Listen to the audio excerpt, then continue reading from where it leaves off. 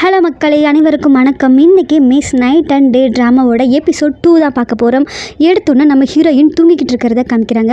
அவங்களுக்கு ஒரு கனவு மாதிரி வருது. கனவில் அவங்க ஒரு இடத்துக்கு ஓடுறாங்க. அங்கே ஒரு பொண்ணு அமர்ந்திருக்காங்க. அது வந்து அவங்களோட ஆன்ட்டி. ஹாய் ஆன்ட்டின்னு சொல்லிட்டு போகிறப்போ அவங்க கையில் அழகான ஒரு கிட்டன் இருக்குது. அந்த கேட்டை பார்த்தோன்னே ரொம்ப க்யூட்டாக இருக்குது. இந்த மாதிரி அழகான கேட்டை நான் பார்த்ததே இல்லைன்னு அந்த குழந்தை சொல்லுது. நீ க்யூட் தான், உன்ன மாதிரியே இந்த பூனையும் அவ்வளோ அழகாக இருக்குன்னு சொல்லி அவங்க ஆன்ட்டி வந்து கொஞ்சிக்கிட்டு இருக்காங்க. அது அவளுக்கு கனவு போல் வருது. திடீர்னு கனவுலேருந்து முழிப்பு வருது. முழிப்பு வந்து எந்திரிச்சு அம்மந்து யோசிச்சுட்டு இருக்கிறப்போ ஒரு பூனை வந்து அவளை கிராஸ் பண்ணுது. யாரோ போன மாதிரி இருந்தது அப்படின்னு சொல்லிட்டு அவள் மெல்ல நடந்து போய் அங்கே பார்க்குறா. அந்த பூனை வந்து சவுண்டு மேலே வந்து அவங்க டெரஸ் மேலே கேட்குது. இவன் என்ன பண்ணுறா, மெல்லமாக போய் அந்த கேட்டெல்லாம் திறந்து அந்த இடத்துக்கு போகிறா. போய் பார்த்தா அவங்களோட டெரஸ். அங்கே வந்து அந்த பூனை இல்லை, ஆனால் பூனை இருக்க மாதிரி ஒரு ஃபீலிங் அவளுக்கு. மாடி மேலே தான் அவன் நினச்ச மாதிரி மாடி மேலே தான் அந்த பூனை இருக்குது. அப்புறம் மேலே அந்த மாடி மேலே ஸ்டெப்ஸ் ஏறி போய் பார்த்தா அது ஒரு ஸ்டோரேஜ் ஆகிற மாதிரி இருக்குது. பழசெல்லாம் போட்டு வச்சுருக்காங்க. அங்கேருந்து ஒரு ஷீட் எடுக்கிறேன். அந்த ஷீட் என்னென்னா அதில் வந்து மிஸ்ஸிங் ஸ்டேட்டஸ் இருக்குது. லிம்சன்ங்கிற பேர் போட்டிருக்கு. அது யாருன்னா அவங்களோட சித்தி, அதாவது அவங்க அம்மாவோட சொந்த தங்கச்சி. இதை பார்த்தோன்னா அவங்களுக்கு பழைய ஞாபகங்கள்லாம் வருது. இவ சின்ன பிள்ளையாக இருக்கிறப்போ அவங்களும் அவங்க அம்மா அப்பாவும் ஒரு போலீஸ் ஸ்டேஷனில் போலீஸ்கார்கிட்ட கெஞ்சிட்டு இருக்கிறது போல் அவளுக்கு ஞாபகம் வருது. ஏன்னா அவங்களோட சித்தி தான் காணாமல் போயிட்டாங்கல்ல. அது வந்து போலீஸில் பல மாதமாக அவங்க கம்ப்ளைண்ட் பண்ணியிருக்காங்க. எப்படியாவது என்னோட தங்கச்சியை கண்டுபிடிச்சி கொடுங்க அப்படிங்கிறாங்க. அவள் ஓடியெல்லாம் போயிருக்க மாட்டா, கண்டிப்பாக மிஸ் தான் இருக்கணும், தயவு செஞ்சு கண்டுபிடிச்சி கொடுங்கன்னு கெஞ்சிக்கிட்டு இருக்கிறப்போ, இல்லைம்மா அவங்களுக்கு வந்து வயசு இருக்குது, அடல்ட், அவங்க பல வருஷம் ஆச்சு, கண்டிப்பாக அவங்க இதை போயிருப்பாங்க, இதை வந்து நாங்கள் மிஸ்ஸிங் கேஸெல்லாம் எடுத்துக்க முடியாது, தயவு செஞ்சு போயிருந்தீங்க, இனிமேல் கம்ப்ளைண்ட் பண்ண வராதிங்கன்னு சொல்லி போயிடறாங்க. அவங்களும் மனசு உடஞ்சு போகிறாங்க. அவங்களோட ரெஸ்டில் சீட் இருக்குது, இதை வந்து நம்ம கேன்சல் பண்ணிடலாமான்னு அவங்க ஹஸ்பண்ட் கேட்குறப்ப, இல்லை வேண்டாம், கண்டிப்பாக ஒரு நாள் என் தங்கச்சி என்னை தேடி வருவா, அது வந்து அப்போ அவளை அது வரைக்கும் எனக்கு நம்பிக்கையோடு நான் காத்திருப்பேன் அப்படிங்கிறாங்க. இப்படியே நடந்ததெல்லாம் யோசிச்சுட்டு அப்படியே அங்கே உட்காந்துருக்கிறப்போ அடுத்த நாளும் வருது. அடுத்த நாள் நேரமாக காலையிலேயே கிளம்பி எழுந்திரிச்சு வர, விடிய கூட இல்லை. அவங்க அப்பா அம்மா கையில் கம்போடு உட்காந்துருக்காங்க. எதுக்கு திரும்ப அந்த கிளை வீட்டுக்கு வந்துருவாளோன்னு பயத்தில். எதுக்கு இவ்வளோ சீக்கிரமாக கிளம்பிட்டு எங்கே போகிறேன்னு கேட்குறப்போ, எனக்கு வேலையோட ஃபஸ்ட் டேயில் நான் சீக்கிரமாக போகணும் அப்படிங்கிறாங்க. அதுக்கு இவ்வளோ நேரத்துலையா அப்படின்ட்டு, ஆமாம்மா போய் தான் ஆகணும்னு சொல்கிறோம். சரி சீக்கிரம் சாப்பிட்டுவோ அப்படின்னு சொல்லி சாப்பாடை வாயில் கொடுக்குறாங்க. அதுக்குள்ளே விடிய டைம் வந்துருங்கட்டு பயந்துட்டு வெளியே ஓடிடுறா. வெளியே ஓடி கதவு திறக்கிறக்குள்ளேயே அவங்க கிளவியாக மாறியாச்சு. பயந்தடிச்சிட்டு அங்கேருந்து ஓடிடுறாங்க. எதிர்த்தாப்பில் வந்து அவங்க அப்பா மேலேயும் மோதிட்டு, எதுக்கு இவ்வளோ வேகமாக போகிறா, இன்றைக்கி அவள் சிவில் சர்வெண்ட், அவள் முதல் நாள் அவளுக்கு எவ்வளோ முக்கியம், அதனால அவ்வளோ வேகமாக போகிறா, நீங்கள் இதை பெருசாக கண்டுக்காதீங்க, வந்து சாப்பிடுங்க வாங்கன்னு சொல்லிடுறாங்க. இவள் அவ்வளோ வேகமாக ஓடி சைக்கிளில் செம்ம ஸ்பீடாக போகிறாங்க. மேடம் கவர்மெண்ட் ஆஃபீஸ், அங்கே தான் வந்து இவங்க எல்லாருக்குமே க்ளீனிங் ஒர்க். முதல் நாள் வந்தங்காட்டி அங்கே இருக்க ஹெட் வந்து எல்லாருக்குமே வெல்கம் ஸ்பீச் கொடுக்குறாரு. நீங்களாம் நல்லா வேலை செய்யணும்னு சொல்லி ஒவ்வொருத்தவங்களையும் அறிமுகப்படுத்தி அவங்களுக்கு வந்து வேலைக்கு உண்டான ஐடி கார்டு கொடுக்குறாங்க. எல்லாத்தையும் பாராட்டி வரப்போ நம்மளோட ஹீரோயினை பார்த்துட்டு, ஓ நீங்கள் தானே லிம் ஜுவான் அப்படின்னு நினைக்கிறவங்க பேர் சொல்லிவிட்டு, இருக்க எல்லா கேண்டிடேட்லேயும் நீங்கள் தான் வந்து எனர்ஜெட்டிக்கான கேண்டிடேட், எக்ஸாம்ஸில் கூட ஹையஸ்ட் மார்க் வாங்கினீங்களே, உங்களை பார்த்ததில் ரொம்ப சந்தோஷம்னு சொல்லி அவங்கள புகழ்கிறப்போ அவங்க முகம் ஃபுல்லாக ஒரே புன்னகை. அவங்களுக்கு சந்தோஷம் தாங்க முடியல. இத்தனை வருஷம் கழித்து நம்மளை பாராட்டி ஒரு வேலை நினைக்கிறப்போ அந்த சந்தோஷத்துக்கு அவங்களுக்கு பல மடங்காக இருக்குது. அதுக்கப்புறம் வந்து அவங்களுக்கு உண்டான ட்ரெஸ்ஸஸ்ஸு எல்லா எக்யூப்மெண்ட்ஸும் கொடுத்துட்டு பார்க்குறப்ப கல்லடையில் நின்று 2 பேரும் யோசிச்சுட்டு இருக்காங்க. அப்புறம் அவங்களுக்கு வேலை கொடுக்குற ஒரு ஹெட் வந்து 3rd ஃப்ளோரில் இருக்க 307 நம்பர் ரூமை தான் நீங்கள் இப்போ க்ளீன் பண்ணணும் அப்படின்னு சொன்னோன்னே, ஓகே கண்டிப்பாக க்ளீன் பண்ணுறோன்னு சொல்லிட்டு அதுக்குண்டான எக்யூப்மெண்ட்ஸு, அந்த ட்ரே உள்ளே இருக்க அந்த டஸ்ட்பின்ஸு, மாப்பு எல்லாத்தையும் எடுத்துகிட்டு போகிறாங்க. காதில் ஹெட்செட்டு ட்ரெஸ் மாற்றிட்டாங்க, ஆரஞ்சு கலர் ட்ரெஸ் மாற்றியாச்சு. காதில் ஹெட்செட்டு வச்சு இந்த மாப்பு அப்படியே சொலட்டி அப்படியே கெத்தாக மாசா நம்மால் அப்படியே டான்ஸ் ஆடிக்கிட்டே அப்படியே மாப்பு போட்டு தரை துடைக்கிது. இங்கே ஹிப் மூமெண்ட் என்ன, கால் மூமெண்ட் என்ன, கை மூமெண்ட் என்ன, செமையாக என்ஜாய் பண்ணி இந்த மேடம் வேலை செய்யுது. அப்புறம் அது கலெக்ட் பண்ண ரூமுக்கு போகுது. அந்த ரூமில் போய் ஆடதை விட்டு போட்டு அந்த வேலை செய்து விட்டு போட்டு அந்த பாட்டுக்கு ஒரே ஆட்டோ டங்குன்னு குதிச்சு ஆட. அப்போ தாங்க நம்ம ஹீரோ ஹென்றி, நம்ம போன எபிசோடில் அவர் ஏதோ ஒரு இடத்த காலி பண்ணிட்டு வேறு பக்கம் போவார்ல, அவர் இந்த ப்ராசிக்யூட்டர் புதுசாக ஜாயின் பண்ணிக்க ப்ராசிக்யூட்டர் அட்வொகேட் அவர். அதனால தான் அவர் வந்து இந்த 307 நம்பர் ரூமுக்கு ஷிஃப்ட் ஆகி வராரு. அது பார்த்தோன்னே அப்படியே மேலேருந்து கீழே இந்த அம்மா பார்த்துட்டே இருக்காரு. வேலை செய்ய இந்த அம்மா ஆடிக்கிட்டு இருக்கே அப்படின்னு சொல்லி அவருக்கு ஒரே யோசனை. ஆடிக்கிட்டு திரும்பி பார்க்குறப்போ அவரை பார்த்து அதிர்ச்சியில் அப்படியே பின்னாடி போய் விழுகிறப்போ இவர் அப்படியே கேட்ச் பண்ணிடுறாரு. கேட்ச் பண்ணி இப்போ அங்கேயும் வந்து ரொமான்ஸ், இது ரொமான்ஸ்னே நம்ம சொல்ல முடியாது, ஆனால் அவளை பொறுத்த வரைக்கும் இது ரொமான்ஸ் தானே, அவன் கண்ணுக்கு தானே இது பாட்டியாக தெரியுது. அப்படியே கை வைக்க போனால் அந்த கள்ளிச்செடியில் வந்து கை வச்சு முள்ளு குத்திடுது. அந்த கள்ளிச்செடி கீழே விழுந்துடுது. ஐயோ சாரி சார் சாரி சார் தெரியாமல் பண்ணிட்டேன்னு சொல்லி சாரி கேட்குறாங்க. எனக்கு எந்த பிரச்சனையும் இல்லை, இதை வந்து மெயின்டைன் பண்ணுறதுக்கு எனக்கு கஷ்டமாக இருந்துச்சு, ஸோ இது உடஞ்சது எனக்கு சந்தோஷம் தான் சொல்லிட்டு போயிடுறாரு. அதுக்கப்புறம் நீங்கள் யார் இங்கே என்ன பண்ணுறீங்கன்னா, நான் க்ளீனிங் ஒர்க்குக்கு வந்திருக்கேன் சார் அப்படின்னு சொல்கிறாங்க. சரி க்ளீன் பண்ணிட்டு போங்கங்கிறாங்க. இவன் மேலேயும் கீழேயும் பார்க்குறா. ஓ இந்த காய் அப்போ இருந்த விட ரொம்ப நைஸாக இருக்கிற போல் இருக்காரே, நல்லா பேசுகிறாரே அப்படின்னு சொல்லி ஒரே யோசனையாக இருக்குது. மேலேயும் கீழேயும் பார்க்குறப்ப அவர் திரும்பி திரும்பி பார்க்குறாரு. சரின்னு சொல்லிட்டு கண்டுக்காமல் வேலையை பார்த்துட்டு போகிறாங்க. நம்ம ஹீரோ பார்த்திங்கன்னா காரில் ஹீரோயின் வீட்டுக்கு போயிட்டுருக்காரு. போகிறப்ப ஃபோன் பேசிகிட்டே போயிட்டுருக்காரு. ஃபோனில் அவங்களோட நண்பர்னு நினைக்கிறேன். அவங்க வந்து ரொம்ப சந்தோஷமாக இருக்காங்க. ஏன்னா அவங்களுக்கு வந்து ட்ரான்ஸ்ஃபர் கிடச்சிருச்சாமா. இனி உங்ககிட்ட வேலை செய்யாமல் நான் ரொம்ப சந்தோஷமாக இருப்பேன், ஒர்க் ப்ரெஷர் இல்லை, டிப்ரெஷன் இல்லை, என் மனைவி நான் போய் பார்ப்பேன், ஜாலியாக என்ஜாய் பண்ணுவேன், வீக்கெண்ட்ஸ் பார்ட்டி எல்லாத்துக்கும் போவேன், உங்ககிட்ட இருந்து வந்தது அவ்வளோ சந்தோஷம் தெரியுமா, இப்போ புதுசாக ஒரு ஆள் வருவார், அவர் உன்ன மாதிரி அளவுக்குலாம் ரூடாக இருந்திருக்க மாட்டார், எவ்வளோ ஹாப்பி தெரியுமான்னு சொல்லி அவர் பேசிகிட்டு இருக்காரு. கடைசியில் பார்த்தா அவங்க இவரோட ஆஃபீஸ்குள்ளே தான் இருக்காங்க. கடைசியில் அவங்க பேரை பார்த்து அவருக்கு ஷாக்கு. இவர் என்ன சொல்கிறாரு, போய் வேலையை பாரு, நான் வந்த உடனே எல்லா அசைன்மெண்ட்டையும் நான் கேட்பேன் அப்படின்னு சொல்கிறாரு. என்ன நம்மக்கிட்ட சொல்கிறார் யோசிச்சு திரும்பி பார்க்குறப்போ அவர் நேம் போர்டை பார்த்துட்டு ஐயோ இது அவரோட ஆஃபீஸான்னு ஒரே ஷாக்கு. அடுத்து நம்ம ஹீரோ பார்த்திங்கன்னா வீடு பார்க்க போகிறாரு. அவங்க போகிற இடம் பார்த்திங்கன்னா அவங்க அப்பாவோட ஹீரோயின் அப்பாவோட ஃப்ரெண்டு இடம் தான். ஹீரோயின் அப்பாவும் அவர் ஃப்ரெண்டு வந்து பேசிகிட்ருக்காங்க. என் பொண்ணுக்கு வேலை கிடச்சிருச்சு, சந்தோஷமாக இருக்குது, ரொம்ப வருஷம் பாடப்பட்டு இந்த வேலை வாங்கியிருக்கான்னு சொல்லி இவர் பேசிகிட்ருக்க. ஆமாம் அவளும் நான் எவ்வளோ கஷ்டப்பட்டுருப்பா, எப்படியோ ஓரளவுக்கு வேலை கிடச்சிருச்சு அப்படின்னு சொல்லி பேசிகிட்டு இருக்கிறப்ப தான் நம்ம ஹீரோ வராரு. அவர் வந்து வீடு புரோக்கர், அதாவது வீடு வாங்குறது விற்கிறது இதெல்லாம் பண்ணி கொடுக்குறவர். ஹீரோ வந்து அவங்கள வந்து பார்க்குறாரு. எனக்கு வந்து இப்போவே ஷிஃப்ட் ஆகிற மாதிரி ஒரு வீடு தேவை அப்படிங்கிறாரு. எதுக்குன்னு கேட்டால், இப்போ இங்கே ஆஃபீஸ் சேஞ்ச் பண்ணியிருக்கேன், எனக்கு தூங்குறதுக்கு மட்டும் ஒரு இடம் வேணும் அப்படிங்கிறாங்க. அப்புறம் அவங்க வந்து எல்லா வீட்டை பற்றி சொல்லிட்டு இருக்கிறப்போ இம்மிடியேட்டாக கிடச்சா நல்லாயிருக்கும் அப்படிங்கிறாங்க. அப்போ உங்களுக்கு வீக் எனர்ஜியா, நீங்கள் எதாவது பேய் பார்த்து பயப்படுவீங்களா, உங்கள் பேய் உங்கள் கண்மடியில் வந்திருக்கு அப்படின்னு கேட்குறாங்க. ஏன்னு கேட்குறாரு ஹீரோ. இல்லை ஒரு வீடு இருக்குது, ஆனால் அங்கே பேய் இருக்குன்னு சொல்லி பயமுடுத்தி யாருமே அங்கே போகிறதில்ல, அதனால தான் உங்களுக்கு வீக் எனர்ஜியா அப்படின்னு கேட்டேன் அப்படின்னு சொல்லுவார். எனக்கு எந்த பிரச்சனையும் இல்லை, நான் தூங்க மட்டும்தான் வீட்டுக்கு போகிறேன், நீ அந்த வீட்டை காமிங்க, எனக்கு பிடிச்சிருந்தா ஓகே மேற்கொண்டு பேசலாம் அப்படிங்கிறாரு. 3 பேரும் அந்த வீட்டுக்கு போகிறாங்க. இந்த வீடு பெரிய வீடு, அங்கங்கே ஹாலு கிச்சன் எல்லாம் இருக்க மாதிரி இருக்குது. அவர் பார்த்துட்டே இருக்காரு. இந்த வீடு தான், இங்கே தான் பேய் இருக்குன்னு சொல்லி வதந்தி கிளப்பிட்டு இருக்காங்க. நீங்கள் வீக் எனர்ஜியாக இருந்தால் பரவாயில்ல, நீங்கள் இங்கே இருக்க வேண்டாம், ஆனால் நீங்கள் ஸ்ட்ராங்காக இருந்தீங்கன்னா மேபி இருக்கலாம், நல்ல வீடு நல்ல விலைக்கு இந்த மாதிரி எங்கேயுமே கிடைக்காது, ரொம்ப சீப் அண்ட் பெஸ்ட் அப்படிங்கிறாரு. அவர் யோசிச்சுட்டு வீடெல்லாம் பார்க்குறாரு. ஹீரோயின் தந்தை வந்து இது வேண்டாங்கிற மாதிரி சொல்கிறாரு. அதெல்லாம் யோசிச்சுட்டு கடைசியில் ஹீரோ எனக்கு பிரச்சனை இல்லை, நான் உடனே சைன் பண்ணிக்கிறேன், எனக்கு இந்த வீடு ஓகே அப்படின்னு சொல்லிடுறாங்க. அடுத்து வந்து ஹீரோயினை காமிக்கிறாங்க. அதாவது ஒரு பொண்ணு வந்து யூடியூப்பில் பேசிகிட்ருக்கு. அது யாருன்னா ஹீரோயினோட ஃப்ரெண்டு. அவங்கள பார்க்கத்தான் ஹீரோயின் வந்திருக்காங்க. எதுக்குன்னா ஒரு 60 வயசு பாட்டி 30 வயசு பொண்ணு மாதிரி மாத்திரக்கு மேக்கப் இருக்குது அப்படின்னு கேட்குறாங்க. அதுக்கு அவங்க திரும்ப தான் பிறந்து வரணும், இப்படிலாம் பண்ண முடியாதுக்கு மேக்கப்பே இல்லை அப்படிங்கிறாங்க. அதுக்கப்புறம் இந்த கையிலேருந்து ஒரு ஷீட்டை கொடுத்து இந்த பூனை காணாமல் போயிடுச்சு, என்னோட வெப்சைட்டிலோட யூடியூப் சேனலில் போடு ஆட் கொடு அப்படிங்கிறாங்க. கண்டிப்பாக அப்படிங்கிறாங்க. கீழ் வீட்டில் என்ன லைட் எரிஞ்ச மாதிரி இருந்துச்சு அப்படிங்கிறாங்க. அதுவா, அது பேய் வீடு தான் தெரிஞ்சு எங்கள் அப்பா அதிக விலைக்கு காசுக்கு ஆசைப்பட்டு ஒரு ஆளை குடி வச்சுருக்காங்க, என்ன நடக்க போதே தெரியல, பயமாக இருக்குது அப்படிங்கிறாங்க. சரி வீடு நடக்கிறது பார்த்துக்கலாம் அப்படிங்கிறாங்க ஹீரோயினையும். இங்கே பேசிகிட்டு இருக்க வீடு பார்த்தா இவங்களுக்கு கீழே இருக்க வீடு தான். கடைசி எனக்கு காமிக்கிறாங்க. ஒரு கீச்சைன் வந்து 303 போட்டு காமிக்கிறாங்க. அவள் படுக்கிற அறையில் அது ஃபுல்லாக ரத்தமாக இருக்குது. உடனே வந்து 303ங்கிற ரூமு காமிக்கிறாங்க. அப்படியே அந்த ரூமுக்குள்ளே போனால் தான் தெரியுது அது ஹீரோ இப்போ தங்கி இருக்க புதுசாக வந்த வீடு. நல்லா தூங்கிட்டு இருந்தவருக்கு தினமும் ஒரு டிஸ்டர்பன்ஸாகவே இருக்க முழிப்பு வந்துருச்சு. முழிப்பு வந்ததுக்கப்புறம் என்ன பண்ணுன்னு தெரியாமல் போய் தண்ணி குடிக்கலான்னு போகிறப்போ பாத்ரூம்லேருந்து தண்ணி சொட்டுற சவுண்டு கேட்குது. அந்த இருட்டுக்குள்ளே அவ்வளோ அமைதியில் ஒரு தண்ணி சொட்டினா நமக்கு கேட்குமா? பாத்ரூம் லைட்டை போட்டுட்டு போய் சுற்றியும் பார்க்குறாரு. தண்ணி சொட்டுறதுக்கு அறிகுறியே இல்லை. சரின்னு சொல்லிவிட்டு நேராக போய் அங்கேருந்து ஒரு மாத்திரை போட்டு தண்ணி குடிச்சு ரிட்டர்ன் வரப்போ பார்த்தா அந்த பாத்ரூம் தாண்டி போகிறப்போ அங்கே லைட் வந்து பிளிங்காக எரியுது.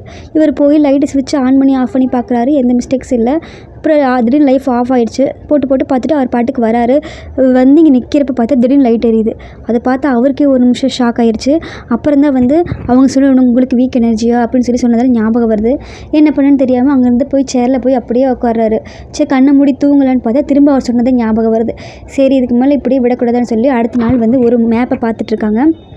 இந்த மேப்பில் ஒரு 4 ரோடு பிரிகிற மாதிரி ஒரு இடம் இருக்குது. அந்த இடத்த வந்து கூர்மையாக பார்த்துக்கிட்டு இருக்காரு. அப்புறம் வந்து அதை அப்படியே கட் பண்ணால் இவர் அடுத்த நாள் காலையில் இவர் ஜாகிங் போயிட்டுருக்க மாதிரி அந்த இடத்த காமிக்கிறாங்க. மேக்ஸிமம் அது நிறைய கொலை நடக்கிறதுக்கான ஸ்பாட்ஸாக இருக்குன்னு நினைக்கிறேன். அவர் அப்படியே வாக்கிங் போயிட்டு அந்த இடங்களை சுற்றி அப்சர்வ் பண்ணிவிட்டு தனக்கு தேவையான ஏதாவது கிடைக்குதான்னு சொல்லி பார்த்துட்ருக்காரு. அப்புறம் அந்த போர்டல் ஃபுல்லாக அப்சர்வ் பண்ணிகிட்ருக்காரு. அடுத்து இங்கே பார்த்திங்கன்னா ஹீரோயின் வந்து அடுத்த நாள் பாட்டியாக மாதிரி வேலைக்கு வந்துட்டாங்க. தன்னோட வேலையெல்லாம் எடுத்துகிட்டு பார்க்குறப்போ அப்போ தான் நேற்று ஹெட்செட் போட்டு போட்டிருந்தது காணோம், எங்கே போயிருக்குன்னு யோசிக்கிறப்ப தான் ஹீரோட கையில் அது கிடைக்குது. அப்போ தான் அவர் யோசிக்க உனக்கு இந்த பாட்டு டான்ஸ் ஆடிட்டு இருந்ததில் அதில் விழுந்திருக்குமோ அப்படின்னு நினைக்கிறாங்க. அடுத்து இவங்க ஒர்க்கர்ஸ் வேலை செய்கிற பக்கம் காமிக்கிறாங்க. ஒருத்தர் வந்து நல்லா இன்வெஸ்டிகேஷன் பண்ணுற மாதிரி பண்ணி ஒரு சிகரெட் தூண் எடுக்கிறாரு. இன்னொருத்தர் பார்த்து நீ தான் இந்த சிகரெட் குடிச்சுன்னு எனக்கு தெரியும், வேலை செய்கிற பக்கம் யாராவது சிகரெட் குடிப்பாங்களா, இப்போயும் நம்ம எடுத்துக்கிட்டு என்ன சொல்கிறேன் பாருன்னு சொல்லி அங்கே சொல்ல அவங்களுக்கு ஒரு சண்டை வருது. அப்போ எல்லோரும் சேர்ந்து அந்த சண்டையை ஸ்டாப் பண்ணுறாங்க. வேலை செய்கிற இடத்துல சண்டை போடுறீங்களே, அங்கே கேமரா இருக்குது, அது மாட்டிக்கிட்டிங்கன்னா என்ன ஆகும் அப்படிங்கிறாங்க. அவங்களோட ஹெட்டு வராங்க, பார்த்துட்டு போகிறப்ப எல்லாம் அமைதியாகிறாங்க. எல்லாத்துக்கும் இவன் தான் காரணம், இந்த மதியம் லஞ்சு இவன் தான் எல்லாம் ட்ரீட் வைக்கணும்னு சொன்னோன்னே எல்லோரும் சரின்னு சொல்லி சம்மதிச்சிட்றாங்க. அடுத்து இந்த ஹீரோக்காரனை காமிக்கிறாங்க. அவங்க கூட பிஏ வந்து நீங்கள் கொஞ்சம் நியூஸ் வந்து ரொம்ப மோசமாகிட்டுருக்கு, நீங்கள் கொஞ்ச நாள் எங்கேயாவது வெளியூர் போயிட்டு வாங்க, கொஞ்சம் வெக்கேஷனை ஷேர் பண்ணிட்டு வாங்க அப்படிங்கிறாங்க. வெளியூர் போகிற நிலமையில இல்லை, வேறு ஏதாவது ஐடியாஸ் இல்லைன்னு சொல்லவும் சரி டாங்களே அப்படின்னு ஊர் சொல்கிறாங்க. அந்த ஊர் என்ன ஊருன்னா நம்ம அவர் வாக்கிங் போன ஊர் தான், நம்ம ஹீரோ வாக்கிங் போன ஊர். எல்லாமே மேற்கொண்டு அதில் தொடர்ந்து வர மாதிரி இருக்குது. அடுத்து நம்ம ஹீரோயின் வந்து இங்கே வேலைக்கு வந்துடுறாங்க. இன்றைக்கின்னு பார்த்து அந்த ஹீரோ வந்து இந்த ப்ராசிக்யூட்டர் ஆஃபீஸ்க்கு வர நாள், அதனால ஒரே கூட்டமாக இருக்குது. அவளோட யூடியூப் ஃப்ரெண்டும் அங்கே தான் இருக்கா. ஐயோ இவன் நம்மளை பார்த்துட போகிறான்னு சொல்லி அவள் பயந்து போய் ஒளியறான். எப்படியோ ட்ரெஸ் எல்லாம் மாற்றிட்டு போய் எல்லாத்தையும் பார்த்துட்டே வேலை செஞ்சுட்ருக்குறாங்க. இப்போ நம்ம ஹீரோ வந்து காரில் வராரு. கூட்டமாக இருந்தாலும் அந்த ஹார்ன் அடிச்சுக்கிட்டே கூட்டத்தை ஒதுக்கிட்டே வராரு. அவர் வந்து கொஞ்சம் நேரத்தில் நம்ம ஹீரோ அந்த படத்தோட ஹீரோவும் வந்துடுறாரு. வந்துட்டு எல்லோரும் உடனே அவனை வந்து பேட்டி எடுக்க ஆரம்பிக்கிறாங்க. ஒருத்தர் கருப்பு மாஸ்க் போட்டு கருப்போட போட்டு அந்த மூலையில் நின்று இங்கே நடக்கிறதே வாட்ச் பண்ணிகிட்டு இருக்கான் ஒருத்தன். அவன் யாருன்னே தெரியல. அவனை வந்து நம்ம ஹீரோயின் வந்து அப்பப்போ கவனிச்சுட்டு தான் இருக்காங்க. நம்ம இந்த ஹீரோ வந்து இங்கே நின்று எல்லாத்துக்கு முன்னாடி பேச ஆரம்பிக்கிறாரு. எல்லாருக்கும் வணக்கம், நான் வந்து என்னோடய அடுத்த படம் உங்களோட அடுத்த மோட்டிவ் என்ன இல்லைன்னு சொல்லி கேட்குறப்போ பேசிகிட்டு இருக்க அந்த ஆள் வந்து உடனே ஹீரோ மேலே ஆசிட் அடிக்க ஓடி வரான். அடிக்க போகிற சமயத்தில் நம்ம ஹீரோயின் அந்த மாப்பை வச்சு அவன் கழுத்துலேயே ஒரு எத்து போய் கீழே போய் விழுந்துட்டா. எல்லோரும் பயந்துட்டாங்க. அவன் கையில் வச்சுருக்க ஆசிட் அப்படியே நம்ம ஹீரோயின் மேலே பட வரப்போ ஐயோ என் வாழ்க்கையே போச்சே, 30 வயசுக்குள்ளே எல்லாம் முடிஞ்சு போச்சான்னு பயந்துட்டு இருக்கிறப்போ நம்ம ஹீரோ அப்படியே தாங்கி பிடிச்சி அந்த எப்போவுமே சேஃப்டிக்கு வச்சுருப்பார் தெரியுமா கொடை, அந்த கொடையில் பிடிக்கிறாங்க. அந்த கொடையை பிடிச்சோன்னா அந்த இடத்துக்கு மொத்த ஆசிட் அதில் கொட்டி அப்படியே கிழிஞ்சு போயிடுது. 2 பேரும் ஒரு நிமிஷம் பார்த்துக்கிறாங்க. ஹீரோயினுக்கு அப்போ தான் உயிர் வந்துச்சு. ஓரமாக நின்று நடந்ததே யோசிச்சுட்ருக்காங்க. அங்கேருந்து மற்ற பெண்கள் வந்து ஹீரோவை பற்றி ஓன்னு புகழ்ந்துட்டுருக்காங்க. அப்புறம் அது பொறுக்க முடியாமல் ஒரு பொண்ணு வந்து அவரை பற்றி என்ன தெரியும், நீங்களாம் அவருக்கு ஈக்குவல் ஆகுவீங்களா, 28-24 மணி நேரம் அவர் உழைச்சிக்கிட்டே இருப்பார், அவருக்குன்னு தனி கேட்டகரி இருக்குது, சிரித்து பேசி எதுவுமே கிடையாது, அவர் ஒர்க்கில் அவர் கான்சன்ட்ரேஷனாக இருப்பார், யார்கிட்ட போகிறாலும் அலோவ் பண்ண மாட்டேங்கார், அவர் காட்டில் அவரை தனி கட்டுறாச்சா அப்படின்னு சொல்லிட்டு அந்த பொண்ணு சொல்லிட்டு போயிடுது. இதெல்லாம் கேட்ட ஹீரோயினுக்கு இவர் நல்ல கேரக்டர் தான் போல அப்படின்னு சொல்லி அவங்க மேலே ஒரு சிம்பத்தி க்ரியேட் ஆகுது. சரி வேலையெல்லாம் முடிச்சுட்டு அந்த மற்ற 4 ஃப்ரெண்ட்ஸு வந்து வெயிட் பண்ணுறாங்க.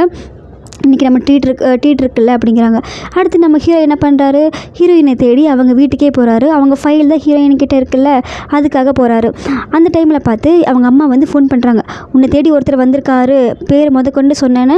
ஐயோ அவர் என்ன தேடி வந்திருக்காரு அப்படின்னு சொல்லி அவசரமாக ட்ரெஸ்ஸை மாற்றிட்டு இவங்ககிட்ட என்னால் லஞ்சுக்கு வர முடியாதுன்னு சொல்லிட்டு உடனே வேகமாக பறந்து போயிடுறாங்க. செம்மையாக வண்டி ஓட்டிகிட்டு போகிறாங்க, சைக்கிள் ஓட்டிகிட்டு போகிறாங்க. பஸ்ஸில் போகிறவங்களோட எனர்ஜியை பார்த்துட்டு ஓன்னு கத்துறாங்க. அது எதையுமே கண்டுக்கிற நிலைமையில் அவங்க இல்லை. நேராக போய் அவங்க வீட்டுக்கு போய் தான் நிறுத்தணும். இங்கே வந்து அவங்க அம்மா வந்து இவரை மேலேயும் கீழேயும் பார்க்குறாங்க. நம்ம பொண்ணை தேடி இவன் எதுக்கு வரணும் அப்படின்னு சொல்லி யோசிச்சுட்டு கத்தியெல்லாம் வச்சு அவனை பயமுடுத்துகிற மாதிரி எல்லாம் பண்ணுறாங்க. அவனும் பயந்துகிட்டே இருக்காங்க. சரி நீங்கள் யார் என்ன வேலை பார்க்குறீங்கன்னு கேட்டோன்னா நான் ஒரு சிவில் சர்வெண்ட்டு சொன்னேன்னா அவங்களுக்கு உடனே ஷாக்கு, உடனே மகிழ்ச்சி ஆகிடுது. அப்படியா அப்படின்னு சொல்லி மரியாதையே வேறு லெவலில் இருக்குது. இவங்க பேசிகிட்டு இருக்கிறப்ப அந்த பாட்டி வந்து நின்றுது. இந்த பாட்டி பார்த்து ஐயோ நம்ம இப்போ பாட்டியாக இருக்கணும்னு பயந்துட்டு திரும்ப ஓடுறாங்க. இவதுக்கு இங்கே வந்தான்னு சொல்லிட்டு அவனுக்கு அந்த பாட்டி தெரியும்ல. 2 பேரும் வாசலில் வந்து யோசனையாக இருக்காங்க. இவன் இந்த சைடு வந்தவ அந்த சைடு போய் ட்ரெஸ் மாற்றிட்டு வரக்குள்ளே சாயங்காலம் ஆகி லைட் எரிய ஆரம்பிச்சிருச்சு. பழைய ஹீரோயினாக வந்துட்டு அவங்கள வந்து பார்த்துட்டு அம்மா இவர் எனக்கு தெரிஞ்சவங்க தான் சொல்கிறாங்க. ஓகே போய் பேசுங்க, தாராளமாக பேசுங்க, தப்பு இல்லை அப்படின்னு சொல்கிறாங்க. அவங்க சரி வாங்க கொஞ்சம் தூரம் தள்ளி போய் பேசலான்ட்டு வெளியே வராங்க. அவங்க அம்மா அப்படியே எட்டி பார்க்குறாங்க. நம்ம பொண்ணுக்கு லவ்ஸ் வந்துருச்சோன்னு அவங்களுக்கு ஒரே சந்தோஷம். எட்டி பார்க்குறப்போ அம்மா போமான்னு சொல்லிடுறாங்க. என்ஜாய் பண்ணு மகளேன்ட்டு அவங்க உள்ளே போயிடுறாங்க. அப்புறம் சொல்லுங்கள், எங்கள் அம்மாட்ட எதுவும் சொல்லிடல தானே நீங்கள் எக்ஸாமில் ஃபெயில்ட்டுன்னு. எனக்கு அதுக்குள்ளே என்னோடய business none of my business, எனக்கு அதுக்கு எந்த சம்மந்தம் எதுவுமே சொல்லலை, நீங்கள் போய் சொல்லியிருக்கீங்களா அப்படிங்கிறதுக்கு அவங்ககிட்ட உண்மையை சொல்ல முடியல ஆனால் பொய் சொல்லலை அப்படிங்கிறாங்க. வேறு பக்கம் வேலைக்கு போயிட்டுருக்கேன் அப்படின்னு சொல்கிறாங்க. ஓகே, என்னோடய ஃபைல் ஒன்று உங்ககிட்ட இருக்கு, உன்னை பார்த்தா 96 பிறந்து 30 வயசு பொண்ணு மாதிரியே தெரியலையே அப்படிங்கிறாங்க. ஆமாம், என் டேட்டா பற்றி உங்களுக்கு எப்படி தெரியும்னு கேட்கப்ப கையில் இருக்க ரெஸ்யூம் கொடுக்குறாங்க. இது உங்ககிட்ட எப்படி வந்துச்சு? ஓ, பழசை யோசிச்சு பார்த்து மாறி வந்துருச்சு அப்படிங்கிறாங்க. என்னோடய ஃபைல் வாங்கிட்டு போக தான் நான் வந்தேன், அதை கொடுங்க கேட்குறாங்க. அப்போ தான் யோசிக்க ஆரம்பிக்கிறேன். ஐயோ, அதை நான் எரிச்சிட்டேனே, என்ன பண்ணுறதுன்னு யோசிக்கிறப்போ இவனுக்கு எவ்வளோ தைரியம் இருந்தால் என்னோட அனுமதி இல்லாமல் என்னோடய ஃபைலை நீ எரிக்கலன்னு சொல்லி கோவப்படுறாங்க. சாரி சார், அந்த டென்ஷன்லாம் அப்படி பண்ணிட்டேன் அப்படின்னு சொல்லி சாரி கேட்குறாங்க. சரி, நான் கோச்சிட்டு கிளம்புறப்போ ஒரு நிமிஷம் இருங்க, அதை நான் வேறு புக்ஸில் போட்டு நான் லைப்ரரிக்கு கொடுத்துட்டேன், வீட்டில் இருக்குன்னு நினைக்கிறேன், போய் பார்க்கலாமா அப்படிங்கிறாங்க. கொஞ்சம் தூரம் தான், சீக்கிரம் வாங்க அப்படிங்கிறாங்க.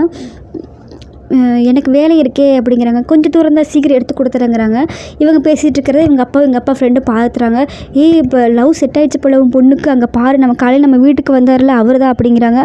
இது இல்லைன்னா இப்போ நான் தடுத்து நிறுத்துறேன் அப்படின்னு சொல்கிறாங்க. விடு அப்படின்னு உடனே இந்த பொண்டாட்டிகிட்ட வந்து சொன்னால், அவளுக்கு இன்னும் 30 வயசாகிருக்கு, இன்னும் கடைசி வரைக்கும் கன்னியாகவே வச்சுக்கலாம் நீ நினச்சிக்கிட்டு இருக்கியா?